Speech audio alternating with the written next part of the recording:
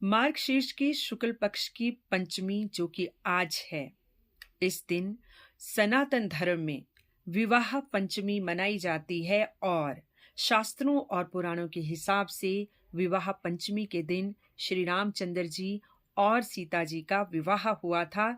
इसलिए विवाह पंचमी श्री रामचंद्र जी और सीता जी की वैवाहिक वर्षगांठ के रूप में मनाई जाती है। इस दिन श्री रामचंद्र जी और सीता जी का युगल रूप में पूजन करने का तो विधान है ही, साथ ही इस दिन गौरी मैया की पूजा और व्रत भी किया जाता है, क्योंकि इसी दिन सीता मैया ने गौरी मैया का व्रत किया था अपना मनचाहा वर पाने के लिए। तो इसलिए जो अविवाहित लड़कियां या लड़के इस दिन व्रत करते हैं, उन्हें अपना मनचाहा वर मिलता ही मिलता है।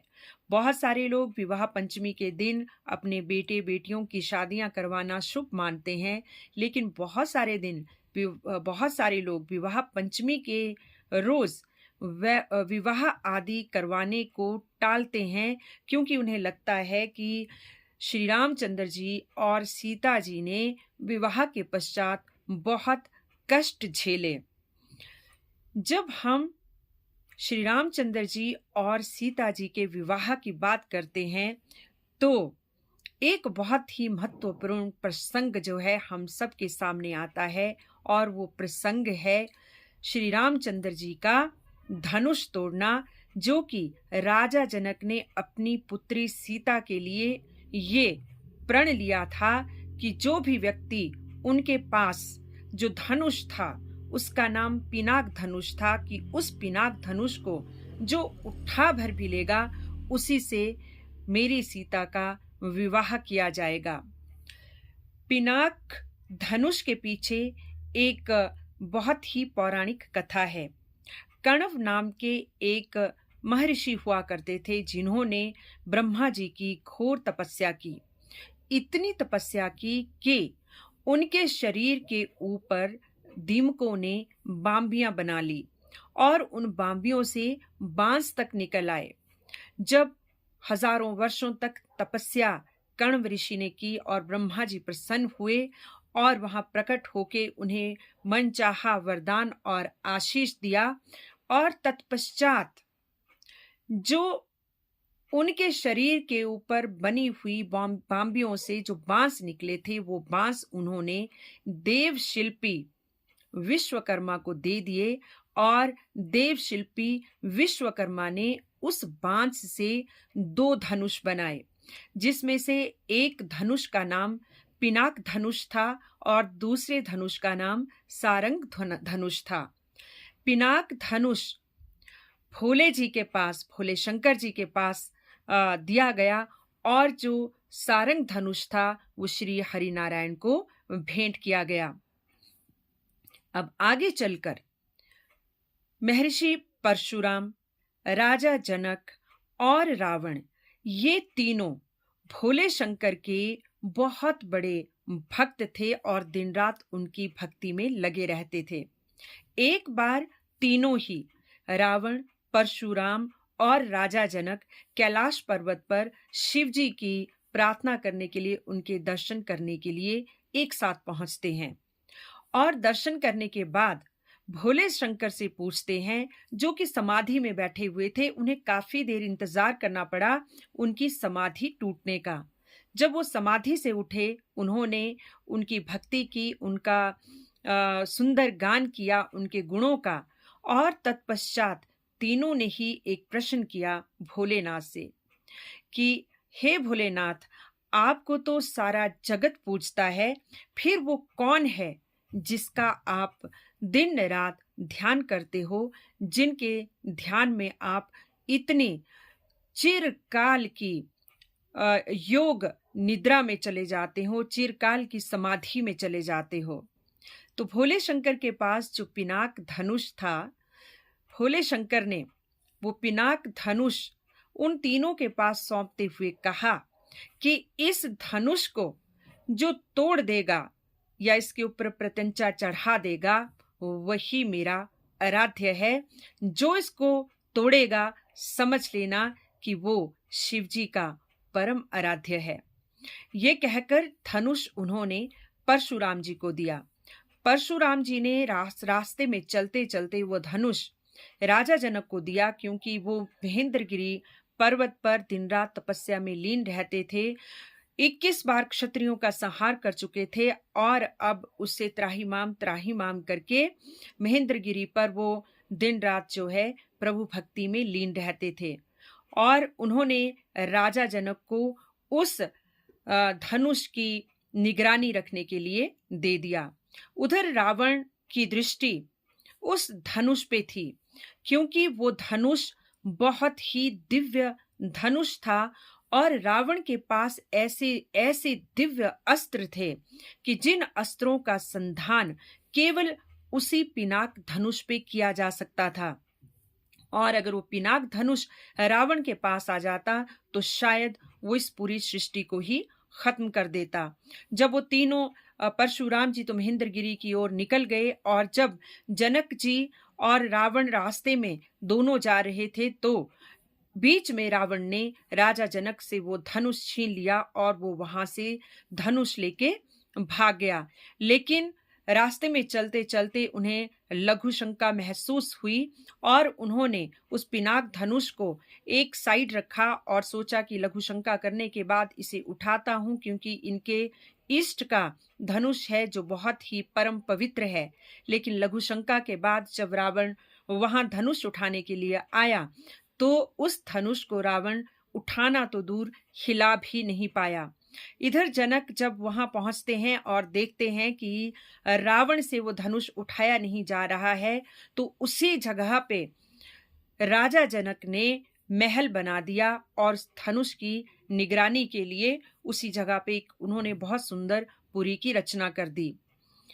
जब उनकी पुत्री जो भूमि सुता थी सीता बड़ी हुई तो एक दिन राजा जनक ने देखा कि यूं ही घर की साफ सफाई करते करते सीता ने वो धनुष ऐसे उठा के एक ओर रख दिया जैसे मानो किसी बच्ची ने कोई खिलौना उठा के साइड में रख दिया हो। तो ऐसा देखकर राजा जनक को बहुत हैरानी हुई और उनके मन में ये विश्वास हो गया कि हो ना हो सीता कोई साधारण कन्या नहीं है, ये कोई देव कन्या है जिसने कि शिव धनुष पिनाक एक खिलौने की भांति उठाकर दूसरी ओर रख लिया। और उसी समय उन्होंने अपने मन में प्रण कर लिया कि जो भी व्यक्ति चाहे देव हो, गंधर्व हो, कोई मनुष्य हो, कोई राजा हो, राजकुमार हो, इस धनुष को उठा लेगा उसी से मैं सीता का स्वयंवर रचाऊंगा, उसी से सीता का ब्याह कराऊंगा। इधर जब राजा जनक ने वो सब जगह ढिंडोरा पिटवाया गया कि सीता का स्वयंवर रचा जा रहा है और जो पिनाक धनुष को उठा लेगा उसी को सीता वरेगी, ऐसा राजा जनक ने प्रतिज्ञा ले ली थी। उधर श्री रामचंद्र जी और लक्ष्मण जी भी दोनों विश्वामित्र जी के साथ जंगल में आए थे। वो उन ऋषि मुनियों के यज्ञों की रक्षा करने के लिए राक्षसों का संहार कर रहे थे। तो जब विश्वामित्र जी ने ये खबर सुनी कि राजा जनक ने सीता स्वयंवर रचाया है तो वो श्री राम और लक्ष्मण सहित जनकपुरी पहुंच गए।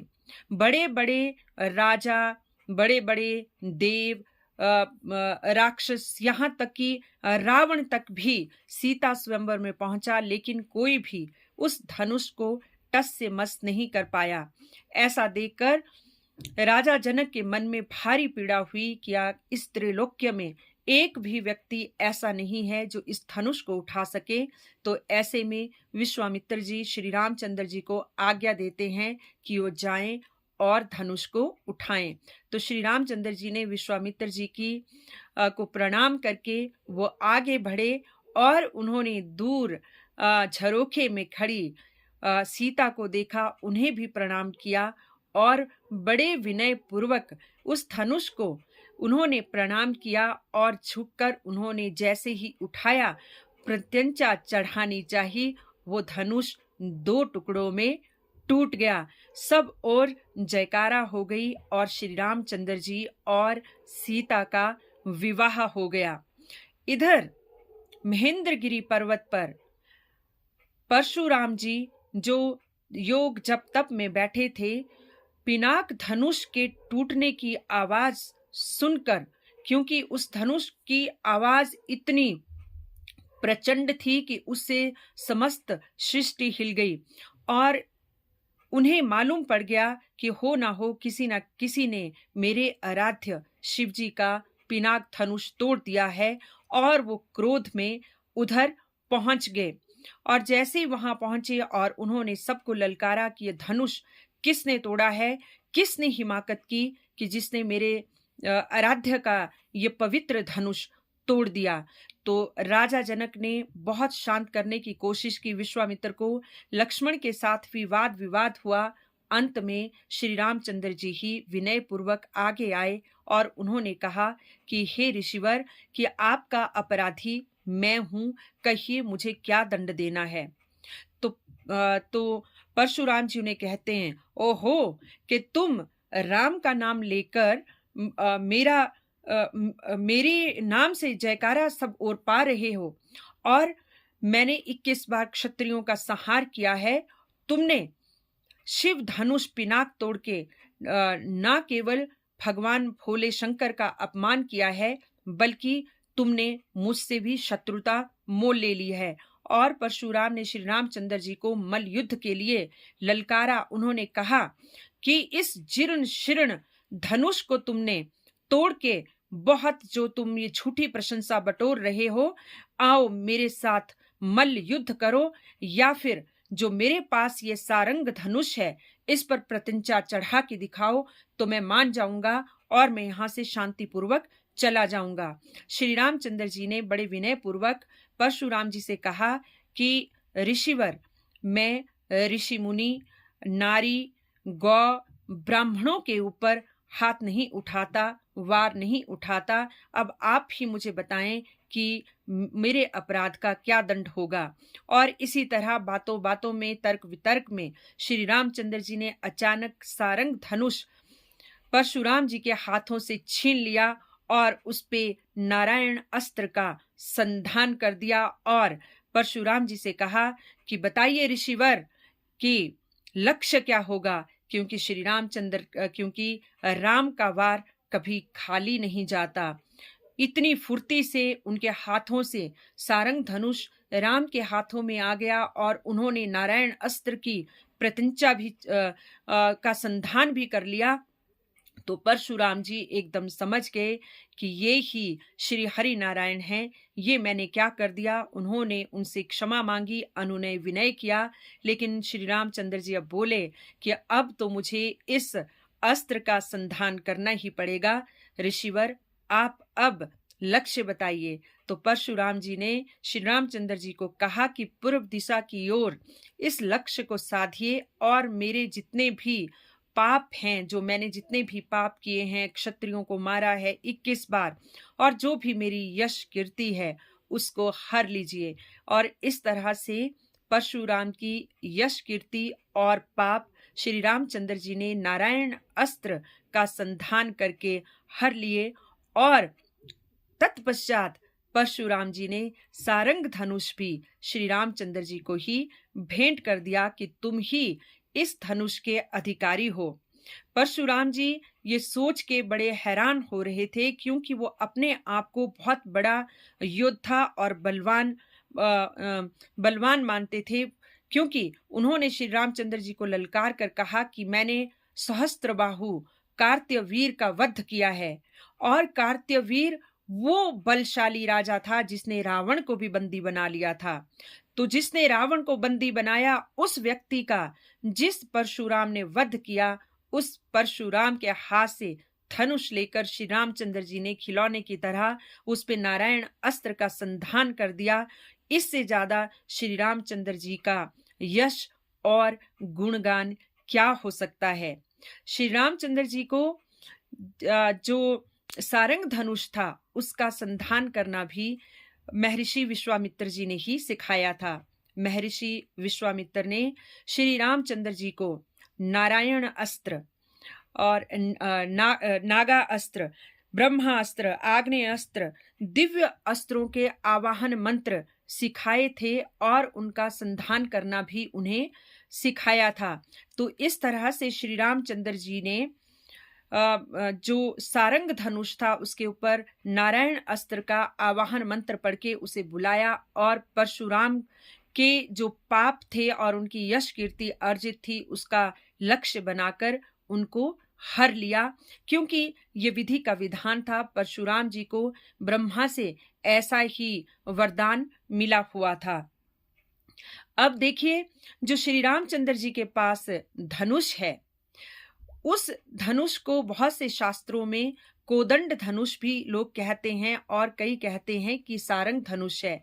लेकिन जो कोदंड धनुष है, शास्त्रों के अनुसार बहुत जगह लिखा है कि कोदंड धनुष महर्षि विश्वामित्र ने श्री रामचंद्र जी को दिया था और बहुत सारे अस्त्र भी उसके साथ उनके आवाहन मंत्र भी सिखाए थे।